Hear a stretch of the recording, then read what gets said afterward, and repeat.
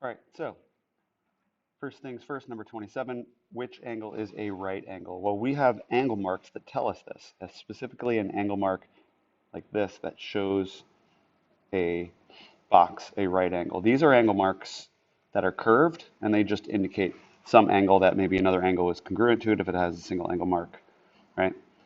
They're curved, but this one is a square, and that indicates the 90-degree right angle. So I'm just going to circle that straight away and be done with that one. Okay?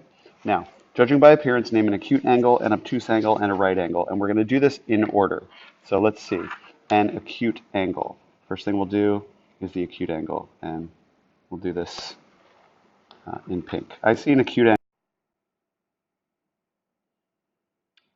with a vertex of U. So if we see U in the first one, I'm going to circle it. That's a good start. Okay.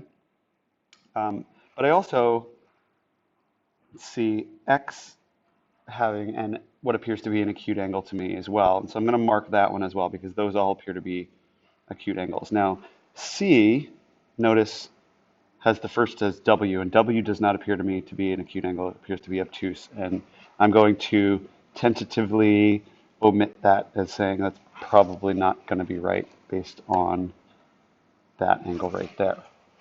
Okay? Now let's continue on. Now we need to find an obtuse angle in green. And again, the only obtuse angle that I see is angle W right there. Okay, that's right there. And this looks good for B, but it doesn't look good for the rest of them because angle X, rather than being obtuse for C, okay, appears to be acute, so that's no good. Let's check A out.